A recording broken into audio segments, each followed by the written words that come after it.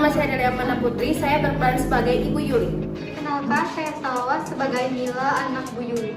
Halo, perkenalkan nama saya Muftia Raden, saya berperan sebagai Ani, anaknya Ibu Yuli. Halo, saya Hadi Saputra, di sini saya sebagai dokter. Perkenalkan, saya Anita, berperan sebagai nurse A. Perkenalkan, saya Poppy Anggraini, berperan sebagai nurse B. Halo, perkenalkan saya Zahwa Bilbina Hujaimi, berperan sebagai nurse C. Saya Salma Alifa, berperan sebagai farmasi. Halo, perkenalkan saya Intan Nurjana sebagai scriptwriter atau sutradara.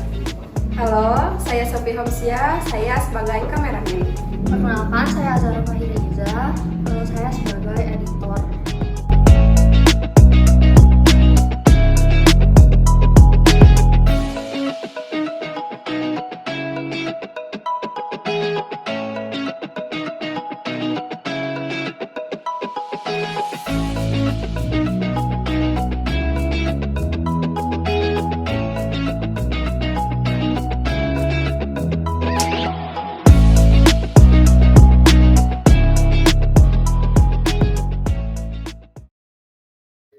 Cerita ini dimulai di sebuah kota dengan sebuah keluarga yang tidak memiliki tulang punggung yang utuh. Di satu atap rumah, terdapat seorang ibu dan dua orang anak perempuannya, Ani dan Mila. Ibu yang kini sudah menginjak kepala 4 mulai merasakan penurunan fungsi fisiknya. Sekarang, ibu sudah berhenti bekerja dan hanya beristirahat di rumah. Tanggung jawab keluarga kini ada di sang anak pertama, Ani. Semenjak ibu sakit, Ani mulai mencari pekerjaan untuk memenuhi kebutuhan keluarga mereka. Ani sudah berusaha mencari pekerjaan, namun belum ada juga yang mau menerima ijazah SMP-nya. Ibu yang sudah sakit, mendengar keluhan anaknya itu pun membuatnya menjadi semakin sakit-sakitan. Suatu hari, saat ibu sedang duduk sambil membaca buku, tiba-tiba ibu merasa gelisah. Kepalanya seperti ditusuk-tusuk dan penglihatannya terasa kabur. Ibu pun memanggil anak keduanya, Mila, untuk meminta bantuan. Dek, kesini cepetan dong. Sebentar, Bu. Kenapa Ibu manggil-manggil adik? Kan adik lagi ngerjain tugas. Kalau dipanggil tuh nyaut dong, ibu mau minta tolong buat beliin obat di warung. Apaan sih Ibu kalau sakit itu ke dokter, bukan beli obat ke warung? Kan biasanya juga sembuh kalau beli obat di warung. Oh gitu ya, Ibu kan nulis sama adik. Adik telepon kakak nih. Ibu meminta Mila untuk segera membelikannya obat di warung. Namun, Mila menolak dan meminta sang ibu untuk pergi ke puskesmas saja. Dia kemudian menelpon kakaknya, Ani, untuk meminta saran dan juga untuk membujuk sang ibu agar mau pergi ke puskesmas. Lewat telepon, Ani meyakinkan ibu untuk pergi ke puskesmas agar bisa mendapatkan penanganan medis yang baik dan juga tepat. Ani juga memperingatkan agar ibunya tidak lagi meminum sembarang obat sebelum diperiksa oleh dokter.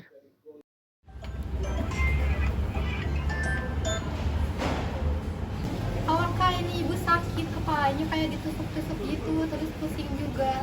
Ibu gak mau ke dokter, tapi maunya beli obat di warung. Mana coba HP-nya kasihin ke Ibu. Ini kakak mau ngomong. Oh, ya udah iya, ibu ke puskesmas. Tuh kan, sama kakak nulis sama adik enggak. Ketika sedang bersiap untuk berangkat, ibu sibuk mencari dompetnya. Tanpa ia sadari, diingatkan oleh Mila jikalau dompetnya berada di depan matanya. Ini menjadi hal yang mengganjal karena ibu merasakan ada yang tidak beres dari penglihatannya. Dek, Kenapa Bu? aduh, kemana ya dompet ibu? Pusing banget ibu, aduh nggak Ini kuat. loh Bu, di dalam tas Ibu, masa gak lihat? Maaf ya, ibu nggak lihat. Aduh, pusing banget ibu nggak Kenapa, Bu? kuat. Tolong pegangin ibu.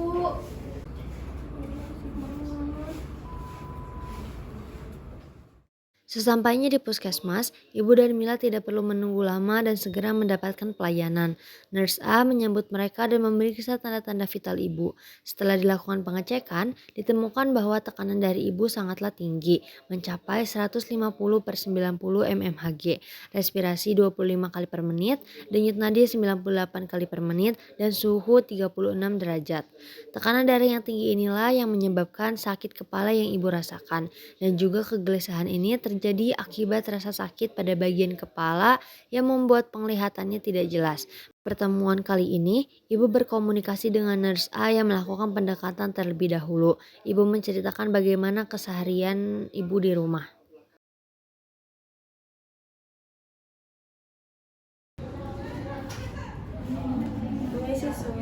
Ya, silakan Ibu. Selamat pagi Ibu, apakah benar ini dengan Ibu Yuli? Benar, Sus. Baik Ibu, bisa sebutkan tempat tanggal lahirnya? 19 Agustus 1979, Sus. Baik Ibu, tinggalnya di mana ya? Di Jalan Brigit nomor 17, Sus. Ibu, apa keluhannya?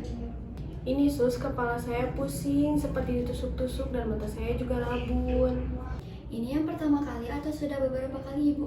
Sudah beberapa kali, Sus, karena saya suka keripik kentang. Terus saya juga doyan ikan asin.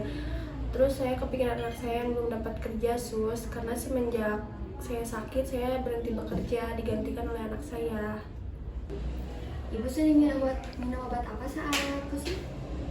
Saya biasanya minum obat warung sembuh, Sus, tapi kali ini beda banget. Pusingnya pusing banget, terus mata saya rabun. Baik Ibu, saya tensi dulu ya Bu ya. Baik, Sus. Bagi Ibu, sini Bu.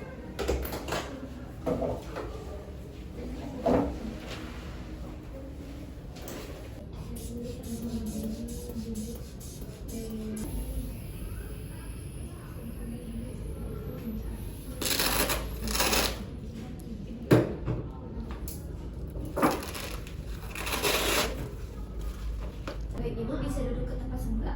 Baik, terima kasih, Sus.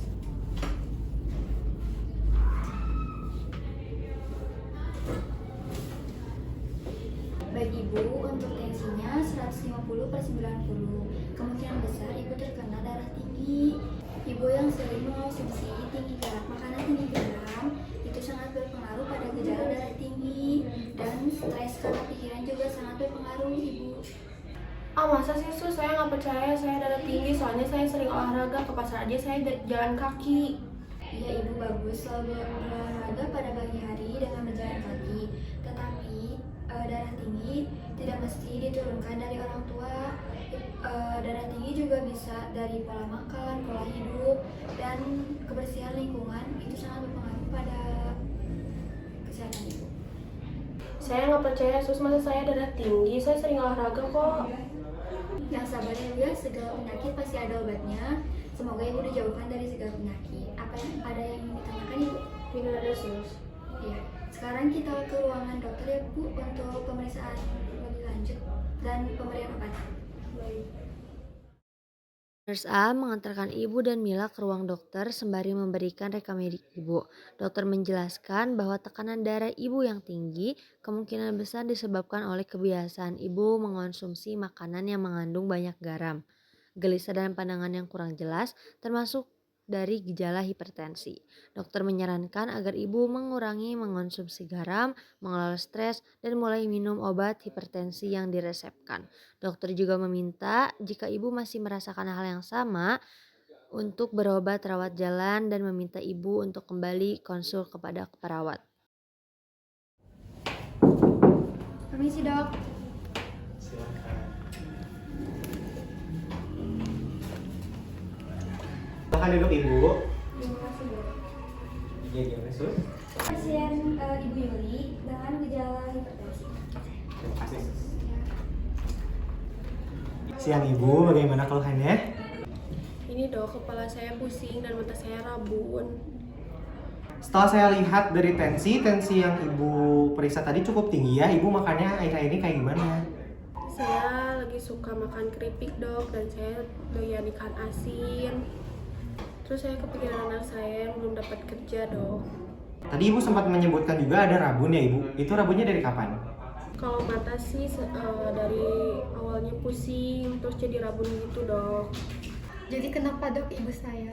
Setelah tadi Ibu sampaikan juga ya tensinya sudah cukup tinggi, terus makannya tidak terjaga ya, tadi banyak yang garam-garam, dan juga ada penglihatan rabun. Saya bisa menyimpulkan bahwa Ibu terkena hipertensi atau tekanan darah tinggi. Berarti benar yang dikatakan suster ya, Dok. Terus saya tidak bisa mengkonsumsi makanan yang asin-asin lagi, Dok. Bukan tidak bisa ibu, tetapi harus dikurangi, terutama makanan-makanan yang mengandung garam tinggi. Untuk sekarang saya resepkan obat terlebih dahulu ya. Diminum 3 kali sehari. Baik dok, diminumnya sesudah makan atau sebelum makan? Diminum sesudah makan. Mangga diambil di farmasi. Setelah mendapatkan resep obat, Ibu dan Mila kembali ke rumah. Mila segera memberi kabar kepada kakaknya, Ani, tentang kondisi ibu mereka. Mila menjelaskan bahwa tekanan darah ibu sangat tinggi dan dokter meminta ibu untuk mengurangi konsumsi garam, mengelola stres, serta mengingatkan agar ibu rutin meminum obat. Ani merasa lega mendengar kabar tersebut dan meminta Mila untuk terus menjaga ibu serta mengingatkannya soal pola makan dan juga jadwal meminum obat. Kak, ibu darah tinggi. Terus gimana kata dokter? Kata dokter, ibu darah tinggi karena sering banyak makan asin dan banyak pikiran juga. Ya udah, kamu ingetin terus ibu ya buat minum obat sama jangan lupa istirahat. Ya kak. 5 hari kemudian, saat ibu sedang membersihkan rumah, ibu merasa kepalanya pusing kembali. Penglihatannya pun makin kurang jelas saat sedang membaca buku. Ibu sangat gelisah. Ia berpikir ini merupakan efek samping dari obatnya. Ani langsung mengajak ibu pergi ke puskesmas untuk melakukan konsultasi dengan perawat dan dokter. Dek, ini kok tulisan yang ibu baca kecil-kecil semua ya? Apa sih? Mana bisa buku ngerjain tulisan? Tadi ibu lagi nyapu, kepala ibu pusing banget. Ibu udah diminum obatnya? Udah diminum, tapi kok nggak sembuh-sembuh ya? Beli obat minum aja deh. Gak mau bu, nanti aku bilang ke kakak aja biar dibawa ke puskesmas lagi. Kan kata dokter bilang kalau ibu masih sakit, ibu harus ketemu sama perawatnya lagi. Aduh, ada apa sih ibu sama Ade ribut-ribut? Tadi kakak dengar katanya ibu sakit kepala lagi ya? Iya kan, kenapa ya? Padahal ibu udah minum obat. Ya udah, besok ke puskesmas lagi aja ya. Ibu merasa tidak baik-baik saja. Pandangannya kabur dan pusing menjadi lebih sering. Ibu juga khawatir untuk kebutuhan harian mereka karena Ani belum juga mendapatkan kerja. Hal itu membuat pikiran ibu berantakan dan darah tingginya kambuh kembali. Ketika Ani mengetahui kondisi ibu semakin drop hingga tidak bisa berjalan, Ani langsung menelpon pihak puskesmas untuk meminta perawat datang ke rumah mengecek kondisi ibunya. Kak, Iya bu, ibu kenapa? ini ibu kenapa ya pusing banget? Terus ibu dari kemarin tuh pusing banget, gak bisa berdiri. Ibu pusing lagi. Iya kak, lihat kakak aja nih, kan gak jelas, rabun gitu matanya. Ya udah, kakak telepon puskesmas dulu ya biar ibu diperiksa di sini. Soalnya kan ibu nggak kuat jalan. Ibu, tadi kakak udah telepon pihak puskesmas, jadi nanti sebentar lagi datang. Ditunggu dulu ya, Bu. Iya kak. Sampainya di rumah Bu Yuli, perawat langsung memeriksa tanda-tanda vitalnya. Tekanan dari ibu mencapai 160/90 mmHg. Ini merupakan kenaikan tensi dari pertemuan sebelumnya. Nurse B memberikan edukasi terkait terapi komplementer seperti mengkonsumsi rebusan daun salam, rebusan timun, dan rebusan daun seledri. Nurse B memberikan contoh pola hidup agar ibu lebih sehat. Assalamualaikum. Waalaikumsalam. Silakan masuk, Sus.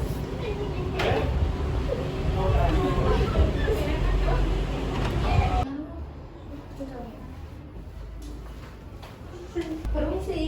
Silakan duduk, Sus.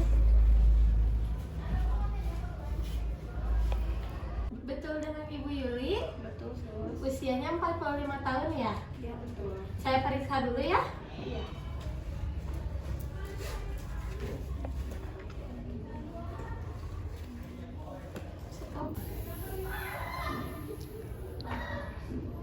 Bu, hasil tekanan darahnya 160/90 ya Ibu. Untuk usia Ibu ini termasuk tinggi Ibu. Apa Sus? Kok makin tinggi? Padahal kemarin udah sempat ke puskesmas sama udah minum obat. Oh, kemarin sempat diperiksa ya Mbak. Ibu, obatnya diminum atau tidak? Minum, kok sus sudah habis? Bu, dikarenakan Ibu tidak lekas sembuh oleh resep dokter, saya sarankan Ibu untuk mengkonsumsi rebusan daun salam atau juga rebusan mentimun. Ibu juga bisa mengkonsumsi jus seledri agar menurunkan tekanan darah tinggi Ibu. Juga imbangi dengan pola hidup yang sehat seperti berolahraga, juga pola makan yang baik. hindari makanan-makanan yang tidak boleh dikonsumsi, jangan dulu dikonsumsi ya ibu. Itu juga untuk kesehatan ibu. Baik sus, saya akan merubah pola hidup saya.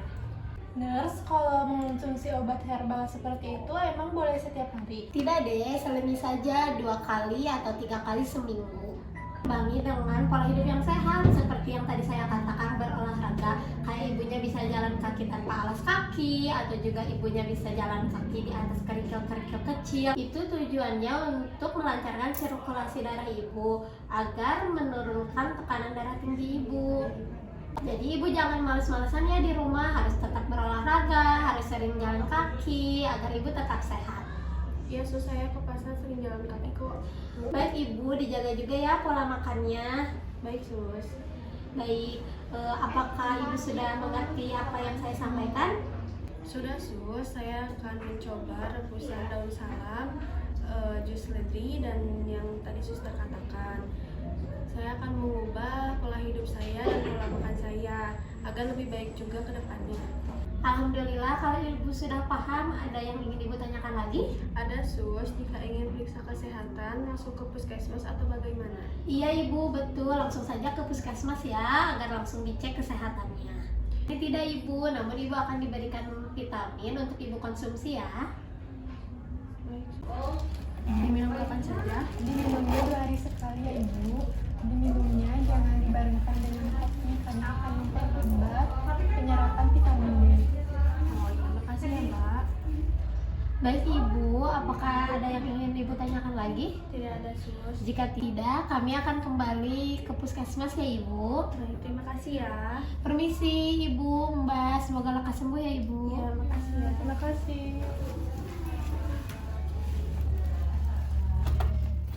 Seminggu kemudian, ibu ingin memeriksakan kesehatannya dengan perawat di puskesmas.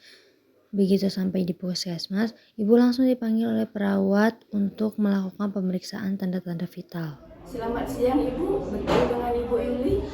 Iya sus, saya yang sering konsul di sini. Baik Ibu, bagaimana kondisi Ibu saat ini? Sepertinya Ibu sudah terlihat lebih segar ya Bu. Saya sudah menerapkan apa yang dikatakan dokter dan perawat untuk menangani darah tinggi, karena sakit-sakitan itu nggak enak ya sus. Setelah Ibu sudah lebih pulih ya, Ibu saya periksa dulu tekanan darah Ibu ya. Mari Ibu duduk di sini dulu.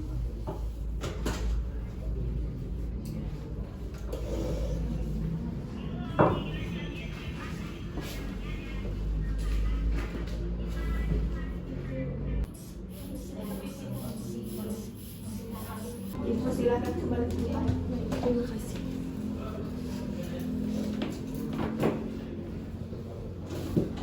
Tekanan darah Ibu berada di 140/90. Tekanan darah Ibu sudah berada di ambang normal ya Bu. Alhamdulillah sus, saya nggak sia-sia rumah pola hidup saya.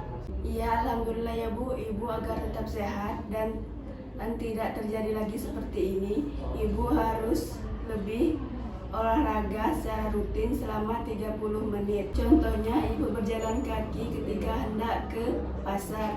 Ibu juga lalu harus melakukan meditasi untuk meredakan stres. Lalu Ibu hindari makanan yang berlemak dan tinggi gula agar berat badan Ibu ideal. Ibu juga harus memeriksa tekanan darah Ibu secara rutin ya. Meditasi itu apa sus? Meditasi itu Ibu duduk dan memejamkan mata di area yang sunyi selama 5-10 menit ya, untuk merelekskan pikiran Ibu. Itu juga untuk kesehatan saya sus. Oh iya, anak saya juga udah dapat kerja, jadi saya tidak banyak pikiran sus. Syukurlah Ibu tetap jaga pola stres Ibu ya. Sekarang kita langsung ke ruang dokter saja ya Bu. Perawat berperan penting dalam memberikan edukasi kesehatan kepada pasien, terutama mengenai hipertensi. Meskipun pasien sempat membantah bahwa penyakitnya bukan karena keturunan, perawat tetap sabar dan berkomunikasi dengan lembut, menghargai pendapat pasien, dan memberikan informasi yang jelas mengenai cara mengelola hipertensi. Perawat juga memperlihatkan kemampuan dalam menangani reaksi penolakan dengan tetap tenang dan sopan.